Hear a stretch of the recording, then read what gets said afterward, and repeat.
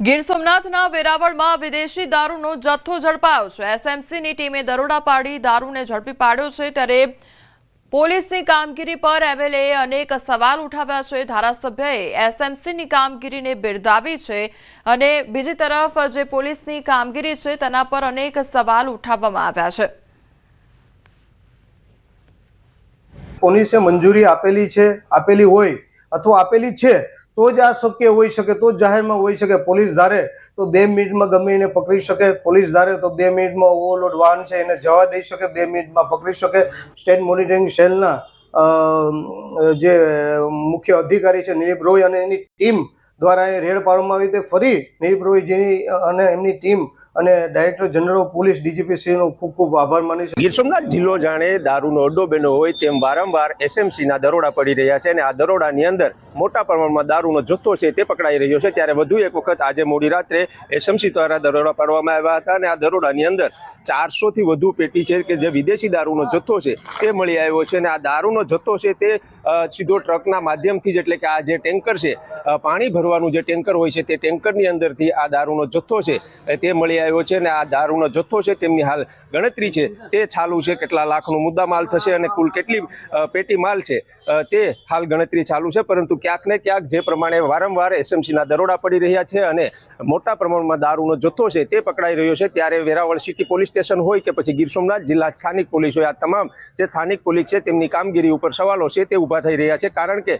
2 દિવસ પહેલા પણ સોમનાથના ધારાસભ્ય વિમલ ચુડાસમા દ્વારા એસપીને પત્ર લખી અને વેરાવળ શહેરની અંદર બેફામ ચાલતા ગોરખ ધંધાઓ એટલે કે દારૂ, વરલી, મટકા, જુગાર સહિતના જે ધંધાઓ છે તેમને લઈને સવાલો ઊભા કર્યા હતા અને ત્યારે આજે મોડી રાત્રે જે દારૂનો જથ્થો પકડાયો છે તેમને લઈને ક્યાંક ને ક્યાંક સ્થાનિક પોલીસની કામગીરી ઉપર અનેક સવાલો છે તે ઊભા થઈ રહ્યા છે। દિનેશ સોલંકી, ન્યૂઝ 18 ગુજરાતી, ગીર સોમનાથ।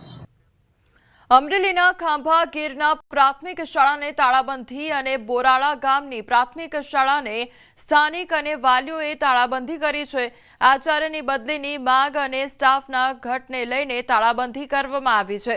ધોરણ 1 થી 4ના બાળકોનું ભણતર બગડી રહ્યું હોવાનો આક્ષેપ કરવામાં આવ્યો છે, તો વિદ્યાર્થીઓને શાળાની બહાર ગલીમાં બેસાડવામાં આવ્યા। છેલ્લા 1 વર્ષથી ગ્રામજનો અને વાલીઓ દ્વારા આચાર્યને બદલવાની માંગ કરવામાં આવી છે। શિક્ષણ વિભાગ દ્વારા લેખિતમાં બાહેધરી આપવામાં ન આવે ત્યાં સુધી શાળાના તાળા નહીં ખોલવાની ચીમકી ઉચ્ચારી છે। જ્યાં સુધી નહીં જાય ત્યાં સુધી તાળાબંધી રાખવાની છે અને એ બેનનો એવો પ્રશ્ન છે કે ગ્રામજનો કે સ્ટાફ ગમે તેને જવાબ નથી આપતા, ગેરવર્તન કરે છે અને અમારા છોકરાનું ભવિષ્ય બગડે છે। એટલા માટે અમે તાળાબંધી કરીએ। જ્યાં સુધી અમારાનું નિરાકરણ નહીં આવે ત્યાં સુધી અમે તાળાબંધી રાખશું। આચાર્યશ્રી અને ગામ લોકો એસએમસી અને વાલીઓ સાથે સંકલનના અભાવે થોડા પ્રશ્નો ઉપસ્થિત થયા હતા અને આચાર્યશ્રીની બદલી માટે ગ્રામજનોની માગણી હતી અને એ માટે થઈને તાળાબંધી કરેલી। એ માટે આજે અહીંયા આવ્યા અને ડીપીઓ સાહેબની સાથે પરામર્શ કરી અને આજે આ પ્રશ્નનો નિરાકરણ આવી ગયું છે। કોઈ વાલીએ કીધું નહીં કે તમે શું ગેરવર્તન કોને કહેવાય? મેં કોઈને ખરાબ રીતે ટચ કર્યું હોય, ખરાબ રીતે કોઈને, એને ગેરવર્તન કહેવાય। તમે મોટા અવાજથી તમે બોલો એને ગેરવર્તન કહેવાય? દાહોદના સંજેલીમાંથી લાકડા ચોર ઝડપાયા છે, તો વન વિભાગે ટેમ્પો ડ્રાઈવર સહિત 6 આરોપીની ધરપકડ કરી છે। વન વિભાગે 5 કુવાડી અને 2 મશીન પણ કબજે કર્યા છે, તો પાસ કે પરવાનગી વગરનો જે લાકડા ભરેલો ટેમ્પો છે તે ઝડપી પાડવામાં આવ્યો છે। રેન્જ ફોરેસ્ટ ઓફિસરે બાતમીના આધારે જસુણી ગામે તપાસ કરતા ગેરકાયદેસર લાકડા ઝડપાયા છે। વન વિભાગે લાકડા અને ટેમ્પો જપ્ત કરી કાર્યવાહી હાથ ધરી છે।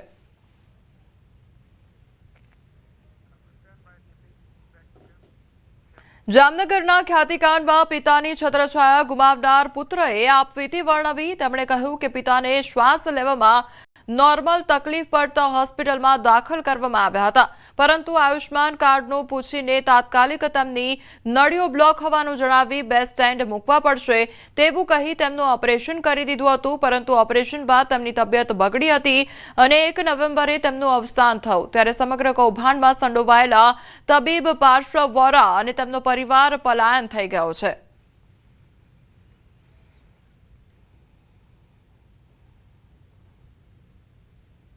ખ્યાતિકાંડ બાદ પીએમજેવાય યોજના અંતર્ગત જામનગરની જેસીસી હાર્ટ ઇન્સ્ટિટ્યૂટના ડોક્ટર પાર્શ્વ વોરાએ અનેક લોકોનું કરી નાખ્યું છે, કારણ કે જેમને જરૂર નહોતી તેવા લોકોને ઓપરેશન કરી અને મોતને ઘાટ ઉતાર્યા તેવું સામે આવી રહ્યું છે। ત્યારે અનેક પરિવારો સામે આવી રહ્યા છે। ત્યારે જામનગરના રસિકલાલ હિંડોચાના ઘરે ન્યૂઝ 18 પહોંચ્યું છે કે જે હવે હયાત નથી રહ્યા, તેમના સ્વજનો છે તેમની વચ્ચે બેઠા છે। હાલ જે છબી દેખાઈ રહી છે એમના જે પુત્ર છે એમની બાજુમાં જ બેઠા છે, એમની સાથે જ વાત કરીશું।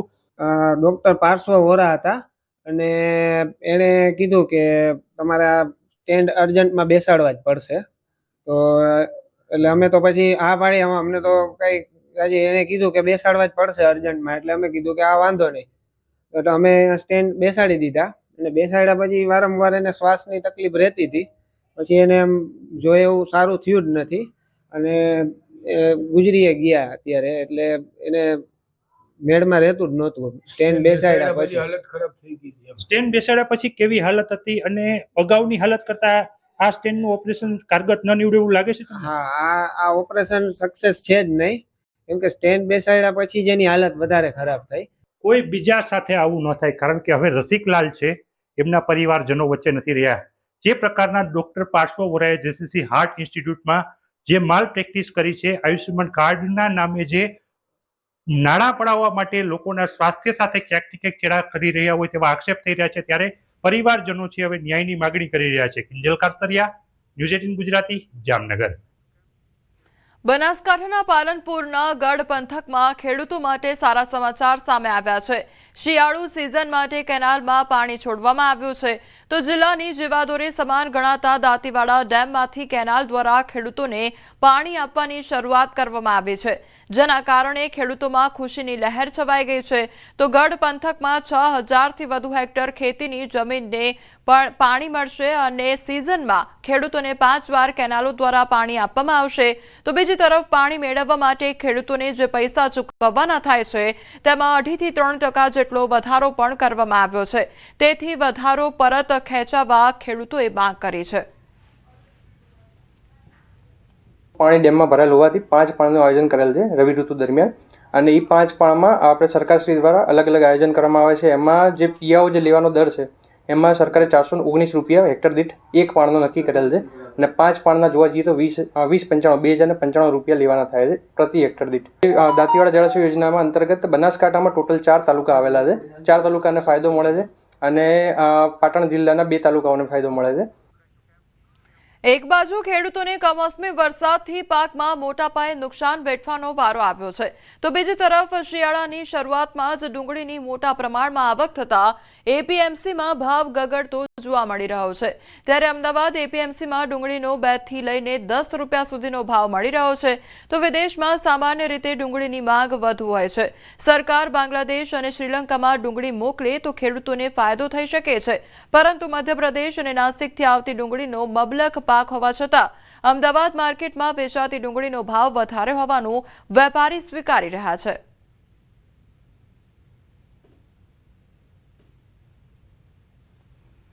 1-2 રૂપિયાથી લગાડીને 10 રૂપિયા સુધીના ભાવમાં જાય છે ડુંગળી। બહુ સુપર હોય તો 11-12 રૂપિયાના ભાવ છે એમપીના અને ગુજરાતના માલમાં। એક બાજુથી નવી ડુંગળીમાં વરસાદ અને મોસમનો માર પડેલ છે અને જૂની સાચવેલી ડુંગળીમાં એમને જે ભાવ મળવા જોઈએ એ ભાવ મળતા નથી, એટલે એ લોકો નુકસાનીમાં છે ખેડૂતો।